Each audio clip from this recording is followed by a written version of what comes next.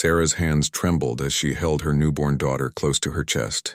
The baby's soft cries echoed through the small wooden cabin that had become her prison. Outside, the harsh winds of the Arizona territory whistled through the gaps in the walls, reminding her how far she was from civilization. It had been 3 days since little Emma was born, and Sarah's husband Thomas had changed completely. The man she married back in Missouri seemed like a stranger now. His eyes held a coldness that made her stomach turn with fear. The journey west was supposed to give them a fresh start, a chance to build something together. Instead, it had revealed the monster hiding beneath Thomas's charming smile. "You're not going anywhere," Thomas had told her the morning after Emma's birth, his voice flat and emotionless. "You belong to me now, and so does she."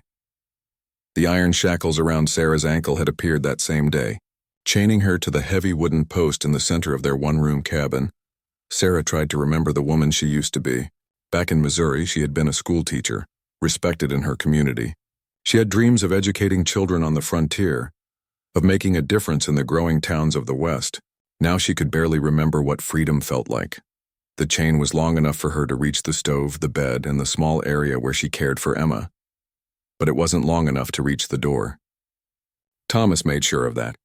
Every morning he would leave to tend to their small herd of cattle, locking the cabin door from the outside. Every evening he would return with that same cold stare, checking the chain, making sure she hadn't found a way to escape. "Please, Thomas," she had begged on the second day, "let me take Emma for a walk. The fresh air would be good for both of us." His response had been a backhand across her face that left her cheek burning for hours. She learned quickly not to ask again. The isolation was driving her to the edge of madness. The only sounds were Emma's cries, the wind, and the occasional lowing of cattle in the distance. Sarah found herself talking to Emma constantly, telling her stories about the life they should have had, the places they should have seen. The baby seemed to listen, her tiny eyes focusing on Sarah's face as if she understood every word. At night, when Thomas's snoring filled the cabin, Sarah would stare out the single window at the stars. She wondered if anyone was looking for her, if her family back home had any idea what had happened to her. Thomas had told everyone they were traveling to California to start a farm. No one would think to look for them in this desolate corner of Arizona territory. Sarah's body was still weak from childbirth, but her mind was growing stronger with each passing day. The rage that burned inside her was slowly replacing the fear. She began to study Thomas's routines, memorizing the times he left and returned, watching how he secured the door, listening to the sounds he made as he moved around outside. The chain around her ankle had rubbed her skin raw, but she had learned to walk with it, to move quietly despite its weight. She discovered that if she positioned herself just right near the window, she could see a small section of the trail that led to their cabin. It wasn't much, but it was a connection to the outside world that Thomas couldn't take away from her.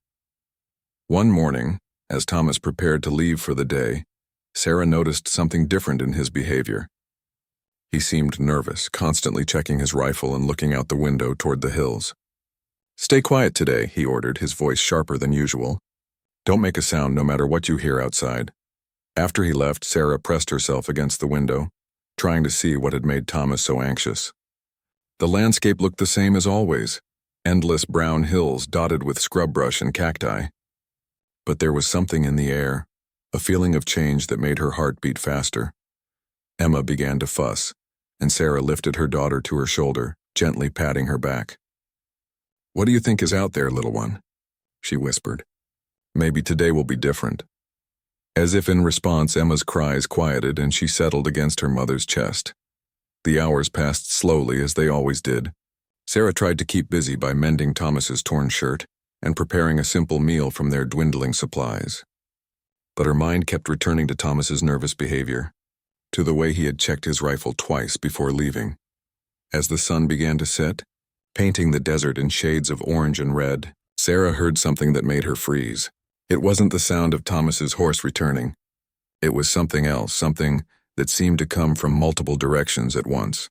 The sound of unshod hooves on rocky ground, moving fast and purposefully. Sarah clutched Emma tighter and moved away from the window. Whatever was coming, she had a feeling that nothing would ever be the same again. The chain around her ankle suddenly felt heavier, and she realized with growing dread that she was completely helpless, trapped like an animal with nowhere to run. The sound of horses grew louder, and Sarah could hear voices calling out in a language she didn't recognize. Her heart pounded as she realized what Thomas had been so worried about. Apache warriors were approaching their cabin. Sarah had heard the stories from other settlers.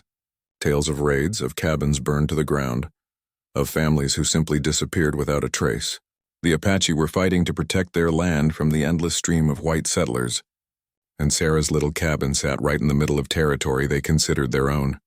She pressed herself against the far wall, holding Emma close. The baby seemed to sense her mother's fear and began to cry. Sarah desperately tried to quiet her, knowing that any sound could draw attention to their location. Through the thin walls, she could hear the horses circling the cabin, their hooves kicking up dust and small stones. Then came the sound she had been dreading, heavy footsteps on the wooden porch, followed by the splintering crack of the door being forced open. Sarah closed her eyes and waited for the worst, but when she opened them again, she saw something that confused her completely.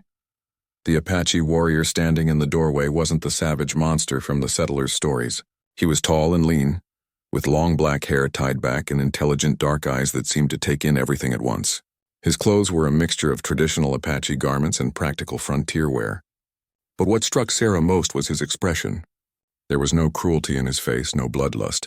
Instead, there was something that looked almost like concern. The warrior's eyes moved from Sarah to the chain around her ankle, then to the baby in her arms. He spoke quietly to someone outside, his voice steady and controlled. 2 more Apache men entered the cabin, and Sarah braced herself for violence that never came. The first warrior approached slowly, his hands visible and empty. He stopped several feet away and spoke in broken English. "Where is man?" he asked, his accent thick but his meaning clear. Sarah found her voice, though it came out as barely a whisper. "He's not here. He left this morning to tend the cattle." She gestured toward the hills with her free hand, surprised that she was answering at all. The warrior nodded and looked again at the chain. He said something to his companions, and one of them shook his head angrily, gesturing at Sarah and speaking rapidly in Apache. Sarah couldn't understand the words, but the tone was clear. They were having an argument about what to do with her. The leader held up his hand, silencing the others. He moved closer to Sarah, close enough that she could see the scars on his arms and the careful way he moved, like a man who had seen too much violence. "You hurt?" he asked, pointing at her ankle where the iron had rubbed her skin raw. The question caught Sarah off guard. She had expected demands for information about Thomas's whereabouts or threats about what would happen when he returned. She hadn't expected concern for her well-being. "Yes," she admitted, looking down at the angry red marks where the shackle had worn away her skin. The warrior crouched down and examined the chain more closely. His face darkened with anger, but Sarah realized the anger wasn't directed at her. He spoke to his companions again, his voice harder now, more decisive. One of them left the cabin and returned moments later with a heavy metal tool. "We break chain," the leader told Sarah. "You come with us." Fear shot through Sarah like lightning. "Please," she begged, "don't hurt my baby. She's just a few days old. She hasn't done anything wrong." The warrior's expression softened slightly. "We not hurt baby," he said firmly. "We not hurt women with baby. This is our way." He gestured for his companion to begin working on the chain. "But you cannot stay here. Husband will return. He will hurt you more."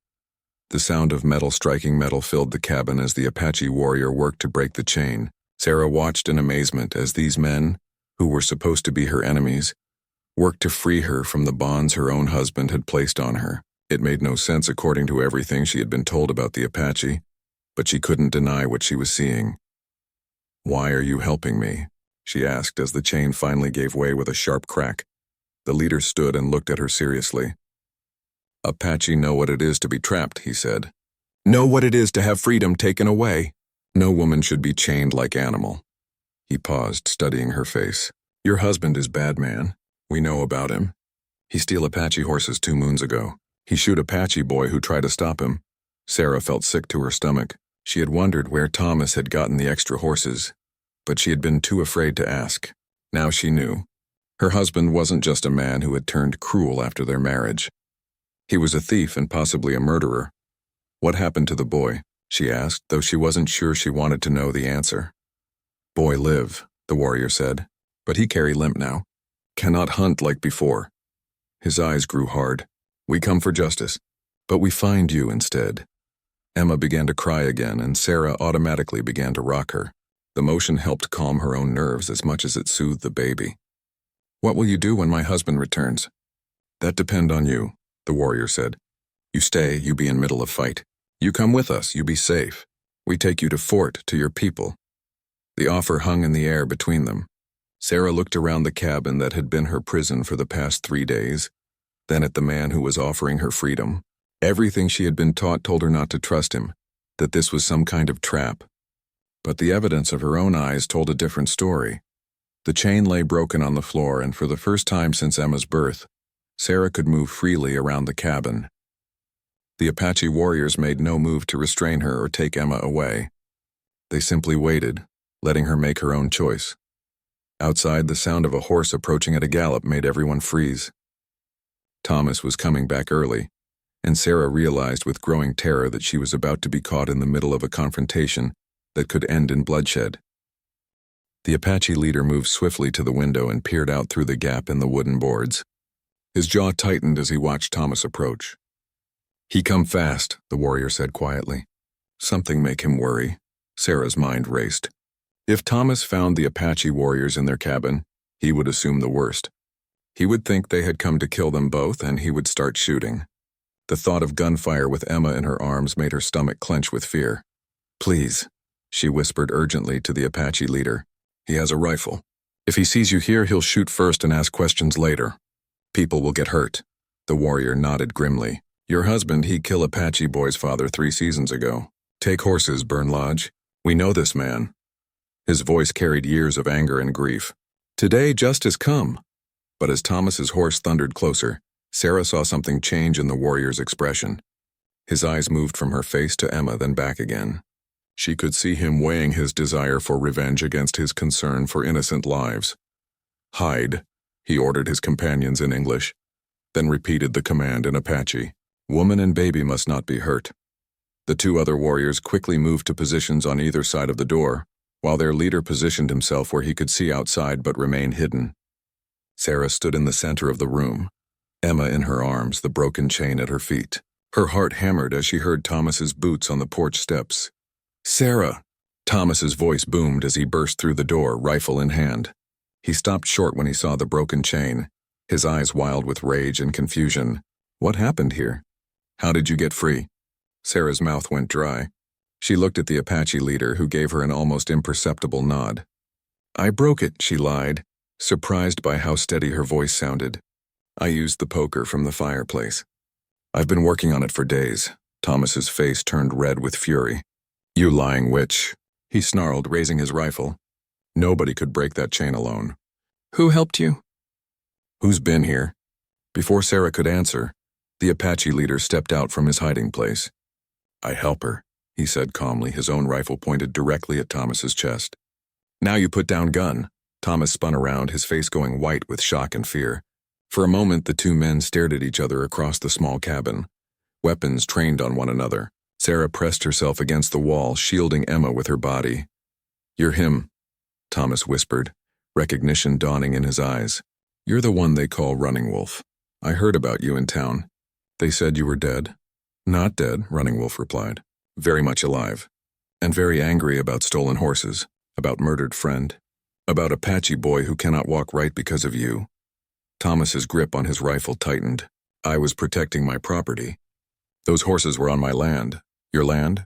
Running Wolf's voice carried bitter amusement. This Apache land for 1,000 seasons. You come like locusts, take everything, call it yours. He took a step closer, his rifle never wavering. But that not why we here today. Sarah watched the standoff with growing dread. She could see Thomas calculating his chances, could see the desperation building in his eyes. She had lived with him long enough to recognize when he was about to do something reckless and violent. Thomas, she said quietly, trying to draw his attention without startling him into shooting. Please, think about Emma. She doesn't deserve to be caught in the middle of this. For a moment, Thomas's eyes softened as he looked at his daughter. Sarah allowed herself to hope that some trace of the man she had married still existed beneath the monster he had become, but then his expression hardened again. You turned them against me, he accused, his voice rising to a shout. My own wife consorting with savages. You probably told them where to find me, didn't you? The accusation was so unfair, so completely wrong, that Sarah felt her own anger flare. I've been chained to that post for 3 days, she shot back. I couldn't tell anyone anything even if I wanted to. Enough talk, Running Wolf said firmly. You put down gun now. We settle this like men, not hide behind woman and baby. Thomas laughed, but there was no humor in the sound. You think I'm stupid? The minute I put this rifle down, your friends will fill me full of arrows. Apache way is fair fight, Running Wolf replied. 1 man against 1 man. Winner take justice. Sarah could see Thomas considering the offer. Could see him weighing his chances in a one-on-one fight against Running Wolf. But she also knew her husband well enough to know that he would never fight fairly if he could help. But what about Sarah and the baby? Thomas asked. And for a moment Sarah thought he might actually care about their safety. What happens to them? They come with us, Running Wolf said without hesitation. We take them to fort, to safety. Like hell you will. Thomas's voice turned deadly cold. They're mine. They stay with me. Running Wolf's expression darkened. Woman not property. Baby not property. They choose. All eyes turned to Sarah. She stood there in the cabin that had been her prison, holding the daughter who deserved so much better than this life of fear and violence. The choice should have been easy, but years of being told that her place was with her husband, no matter what, made her hesitate. Then Emma made a small sound, a tiny whimper that seemed to cut through all of Sarah's confusion and doubt. She looked down at her daughter's perfect little face and knew what she had to do. I'm leaving with them, she said firmly, looking directly at Thomas. Emma and I are going to the fort. The rifle in Thomas's hands began to shake with rage. You ungrateful witch, he snarled. After everything I've done for you, this is how you repay me? Sarah almost laughed at the absurdity of it. Everything you've done for me? You chained me up like an animal, Thomas. You hit me. You made me a prisoner in my own home. She felt strength flowing back into her voice, strength she hadn't felt in months. I won't let you do the same thing to Emma. The standoff stretched on, seconds feeling like hours. Sarah could see Thomas's finger hovering near the trigger of his rifle, could see Running Wolf's muscles tensing as he prepared to react. The cabin felt like a powder keg waiting for the smallest spark to explode. The tension in the cabin was so thick Sarah felt like she could barely breathe. Emma began to cry as if sensing the danger surrounding them. The sound of the baby's distress seemed to snap something in Thomas, and his face twisted with a rage Sarah had never seen before. You want to leave me for these animals? Thomas screamed, spittle flying from his mouth. Fine, but you're not taking my daughter with you. Before anyone could react, Thomas swung his rifle toward Sarah and Emma. Running Wolf moved like lightning, throwing himself between them just as Thomas pulled the trigger. The gunshot exploded through the small space, deafening everyone inside. Running Wolf staggered but didn't fall. Sarah could see blood spreading across his shoulder, but his own rifle remained steady, still pointed at Thomas. The other 2 Apache warriors burst from their hiding places, weapons drawn. You shot me, Thomas said stupidly, looking down at his own chest where a red stain was spreading across his shirt.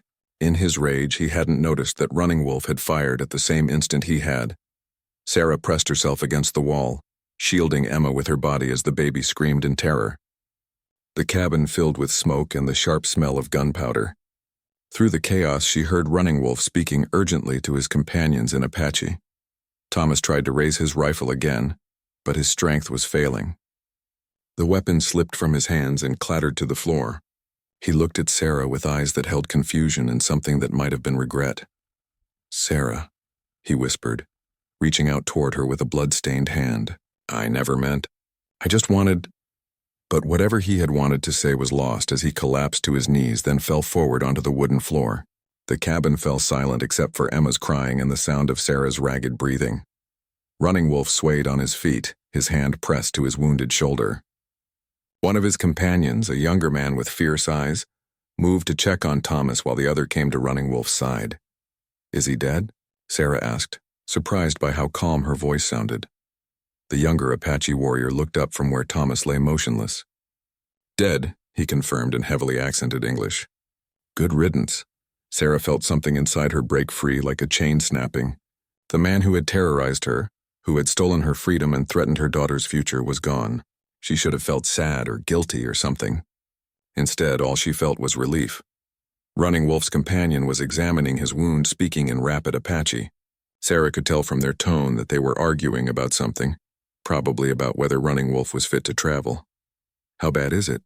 Sarah asked, moving closer to get a better look at Running Wolf's injury. "Bad enough," Running Wolf replied through gritted teeth, "but not bad enough to stop. We need to leave here soon. Gunshot will bring others." Sarah realized he was right. Sound traveled far in the desert, and other settlers or soldiers might come to investigate. Being found here with 3 Apache warriors and Thomas's body would be impossible to explain. "What about him?" she asked, looking down at her dead husband. "We leave him," the younger warrior said coldly. "Let buzzards have him." But Running Wolf shook his head. "We bury him. Is right thing to do." He looked at Sarah with those intelligent dark eyes. "He was your husband. You say how we treat body?" The kindness in his voice, the respect he showed even for a man who had been his enemy, moved Sarah in ways she hadn't expected. "A simple grave," she said quietly. "Nothing fancy, just decent." While the younger warrior and his companion dug a grave behind the cabin, Sarah gathered what few belongings she wanted to take with her. There wasn't much. Some clothes for herself and Emma, a few precious photographs from her life back in Missouri, and the small amount of money Thomas had hidden under their mattress. Running Wolf sat on the cabin's single chair, pressing a cloth to his wound while Sarah worked. Despite his injury, his eyes never stopped moving, constantly watching the windows and door for signs of danger. "Why did you help me?" Sarah asked as she packed Emma's few baby clothes into a small bag. "You could have just taken your revenge on Thomas and left. You didn't have to free me." Running Wolf was quiet for so long that Sarah thought he might not answer. When he finally spoke, his voice was soft and filled with old pain. "I have daughter," he said. "Had daughter. She was taken by soldiers 3 winters ago. Taken to school far away, told she must forget Apache way, forget her family." Sarah stopped packing and turned to look at him. "I'm sorry. That must have been terrible. When I see you chained, see baby in your arms, I think of my little Hawk. Think of how scared she must be, how alone."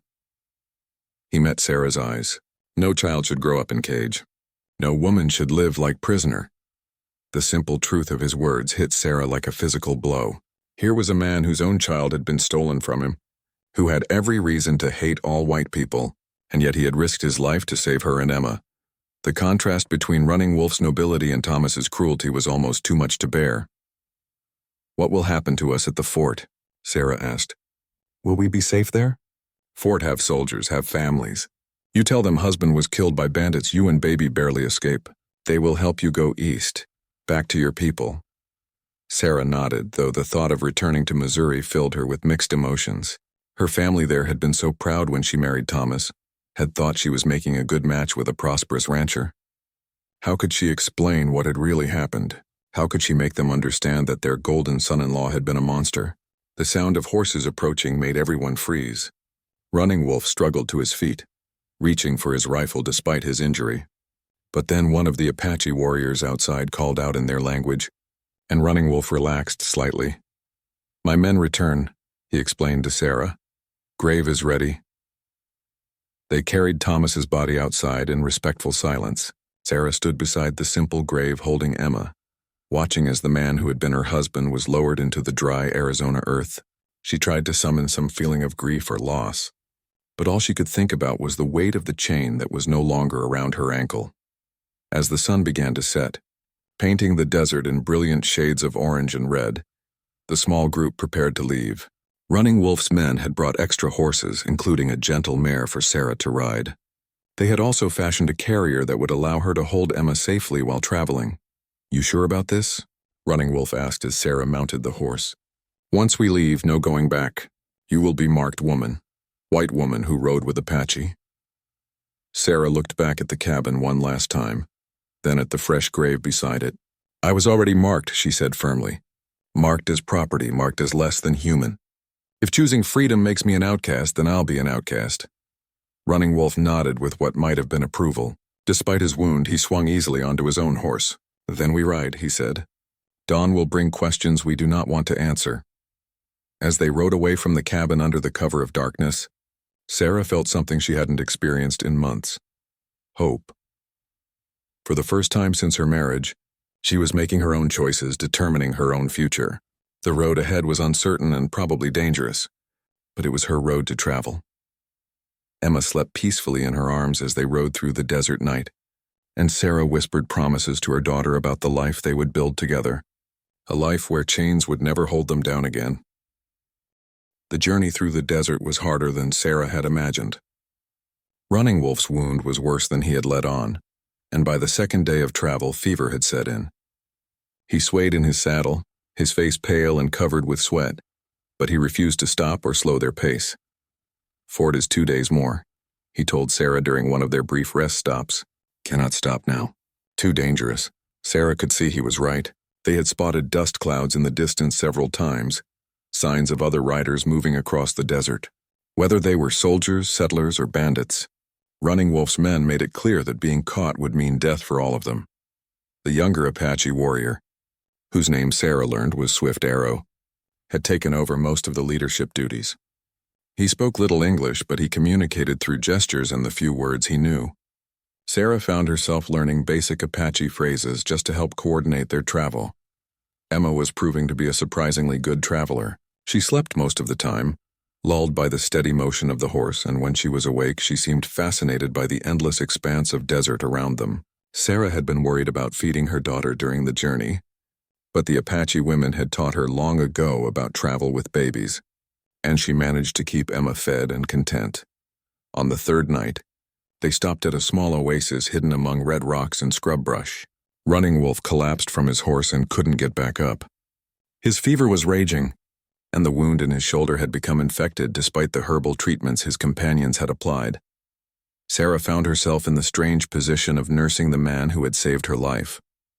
She had some experience with wound care from her teaching days, when she had often served as the town's unofficial nurse. Using supplies from their packs and knowledge passed down from her grandmother, she cleaned Running Wolf's wound and applied fresh bandages.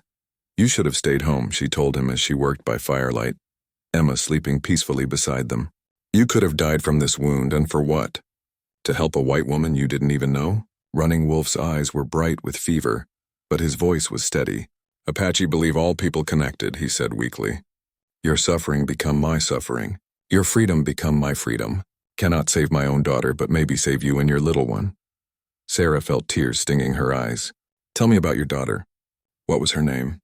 "Little Hawk, she have your color hair but Apache heart.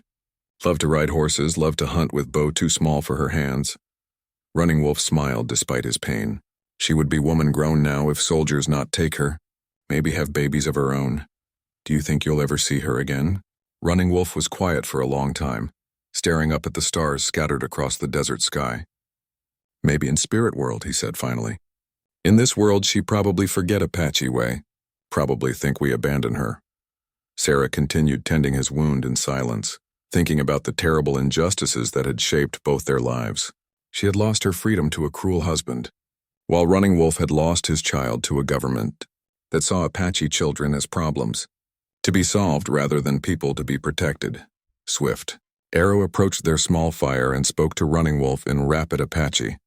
Sarah could tell from their tones that they were discussing whether the group should continue to the fort or find another solution. Running Wolf's condition was clearly worsening, and Swift Arrow was worried about his leader's ability to travel. "What is he saying?" Sarah asked. "He want to take you and baby to fort alone," Running Wolf translated. "Leave me here to heal or die." "No," Sarah said firmly, surprising herself with her vehemence. "We all go together or we don't go at all. You saved my life. I'm not abandoning you now." Running Wolf looked at her with something like amazement. "You risk your life for Apache warrior? Your people will not understand." "My people chained me to a post and let my husband beat me," Sarah replied bitterly. "Maybe it's time I started choosing different people." The next morning, Running Wolf was too weak to ride alone, so Sarah made a decision that shocked everyone. She climbed onto his horse behind him, holding Emma in one arm and supporting Running Wolf with the other. It was awkward and uncomfortable, but it kept him upright in the saddle. Swift Arrow and the other warrior rode on either side of them, ready to catch Running Wolf if he fell. The arrangement slowed their progress significantly, but it kept the group together. As they traveled, Sarah found herself talking to Running Wolf to keep him conscious. She told him about her life before Thomas, about her dreams of teaching school and making a difference in the world. She talked about her plans for Emma, about the kind of life she wanted to give her daughter. Running Wolf, in turn, told her stories about Apache life, about the old days when his people had roamed freely across the desert. He spoke of hunting buffalo and raiding enemy tribes, of ceremonies that lasted for days and celebrations that brought together dozens of families. Sounds like freedom, Sarah said wistfully. Was freedom? Running Wolf agreed. Now Apache live on reservation, depend on government for food for everything. Is not living, is just not dying. On the afternoon of the fourth day, they finally saw the fort in the distance. It sat on a low hill, its wooden walls and guard towers stark against the desert landscape. American flags flew from several poles and Sarah could see soldiers moving along the walls. But as they approached, Sarah began to have second thoughts. How would she explain traveling with Apache warriors? How would she account for Thomas's absence? The story Running Wolf had suggested seemed flimsy now that she was actually facing the reality of telling it. I'm scared, she admitted to Running Wolf as they drew closer to the fort's gates. What if they don't believe me? What if they think I'm a traitor for traveling with you? You tell truth, Running Wolf said, though his voice was weak with exhaustion and pain. Some of truth. Husband dead, you escape with baby. Apache warriors find you, bring you to safety. Is true, just not all of truth. Swift Arrow had ridden ahead and was already talking to the sentries at the gate. Sarah could see soldiers gathering, their rifles held ready but not yet pointed at the approaching group. The situation was tense but not immediately hostile. As they rode through the fort's gates, Sarah realized that her old life was truly over. Whatever happened next, she could never go back to being the woman who had allowed herself to be chained and beaten. She had been freed by an Apache warrior's compassion, and she would carry that gift with her for the rest of her life. Emma woke up as they entered the fort's courtyard, her eyes wide as she looked around at all the new faces and sounds. Sarah held her daughter close and whispered, "We made it, little one. We're safe now." But even as she said the words, Sarah wondered if safety was really what she was looking for anymore. The desert had taught her something about herself, something about her own strength and capacity for courage. She wasn't sure she was ready to give that up for the comfortable constraints of civilized society. The fort's commanding officer, Colonel Harrison, was a weathered man in his 50s with kind eyes and a skeptical expression. He listened to Sarah's carefully edited story while the fort's doctor tended to Running Wolf's infected wound. Sarah sat in his office, Emma sleeping in her arms, trying to appear like the helpless widow she was pretending to be. "So these Apache warriors just happened to find you wandering in the desert?" Colonel Harrison asked, his tone suggesting he found certain parts of her story difficult to believe. "Yes, sir," Sarah replied, keeping her voice steady. "My husband was killed by bandits who attacked our cabin. I managed to escape with my baby, but I was lost in the desert for 2 days before they found me." The colonel made notes on a piece of paper, occasionally glancing up at Sarah with those sharp eyes. "And you're certain it was bandits who killed your husband? Not the Apache?" Sarah forced herself to look directly at him. "I'm certain, sir. The Apache warriors who found me could have killed me and taken my baby if they had wanted to hurt us. Instead, they brought us here to safety. It was the truth, just not the whole truth, exactly as Running Wolf had suggested." Colonel Harrison seemed to consider this, then nodded slowly. "It's unusual but not unheard of. Some of the Apache leaders have been trying to maintain peace with the settlers." Through the office window, Sarah could see Running Wolf being helped into the fort's small medical building. Swift Arrow and the other warrior stood nearby, their weapons confiscated but their persons treated with wary respect. Sarah had learned that the fort had standing orders to treat Apache emissaries fairly, as long as they came in peace. "What will happen to them?" Sarah asked, nodding toward the window. "The wounded one will be treated for his injuries, then they'll all be escorted back to the reservation," Colonel Harrison said. Standard procedure for situations like this. Sarah felt her heart sink. After everything Running Wolf had done for her, he would be sent back to live confined on a reservation, dependent on government handouts for survival. It seemed like a poor reward for his courage and kindness. "Colonel," she said carefully, "is there anything I can do to help them? Some way I can repay their kindness?" The colonel raised an eyebrow. "That's generous of you, Mrs. Miller, but I'm afraid there's not much that can be done. The Apache have their place and we have ours. That's just the way things are." Sarah nodded and said nothing more, but her mind was already working. She had learned a lot about herself during the past few days, and one thing she had discovered was that she was no longer willing to simply accept the way things are, when those ways were unjust. Over the next 3 days, while Running Wolf recovered from his fever, and Sarah prepared for the journey back east, she spent every moment she could learning about the situation of the Apache people. She talked to soldiers, to the fort's chaplain, to anyone who would discuss the subject with her. What she learned made her sick with anger. The Apache had been forced from their traditional lands and confined to a reservation where the soil was poor and game was scarce. Their children were taken away to distant schools where they were forbidden to speak their own language or practice their own customs. Families were separated, traditions were being lost, and a proud people were being systematically destroyed. "It's for their own good," the chaplain explained when Sarah questioned the policy. "We're trying to civilize them, to bring them into the modern world. Sometimes that requires harsh measures." Sarah thought about Little Hawk, Running Wolf's daughter, who had been stolen away and forced to forget everything that made her who she was. She thought about the gentleness Running Wolf had shown toward Emma, the respect he had given Sarah even when she was a stranger who had every reason to be his enemy. On the third evening, Sarah made her way to the medical building where Running Wolf was recovering. The guard at the door knew her by now and allowed her to enter without question. She found Running Wolf sitting up in bed, his color much improved though his arm was still in a sling. "You look better," she said, settling into the chair beside his bed. Emma was awake and alert, looking around the room with curious eyes. "Feel better," Running Wolf agreed. "Doctor here is good man. He not ask questions about how I get shot." He looked at Sarah seriously. "Tomorrow we leave for reservation." "You leave for East?" "That's what everyone expects me to do," Sarah said carefully. "Go back to Missouri, live with my family, raise Emma as a proper widow. But you not want to do this thing?"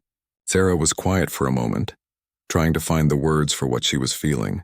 "You said something to me in the desert about all people being connected, about your suffering becoming my suffering. I think you were right about that." Running Wolf waited for her to continue, his dark eyes patient and understanding. "I can't go back to my old life and pretend none of this happened," Sarah continued. "I can't pretend I don't know what's being done to your people. I can't pretend that everything is fine just because I'm safe now." "What you think you can do?" Running Wolf asked gently. "You are one woman with baby. Apache problems are too big for one person to fix." Sarah looked down at Emma, who was watching their conversation with those bright, intelligent eyes. "Maybe I can't fix everything," she said. "But maybe I can help in small ways. Maybe I can speak for people who aren't being heard."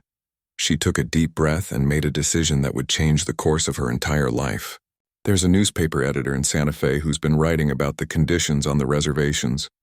I've heard the soldiers talking about him. They say he's always looking for first-hand accounts from people who've witnessed what's really happening."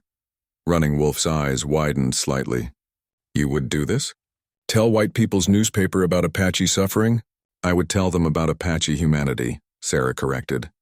"About Apache warriors who risk their lives to save white women and children, because it's the right thing to do. About Apache fathers who mourn their stolen daughters. About Apache people who deserve the same freedom and dignity as anyone else." For a long moment, Running Wolf said nothing.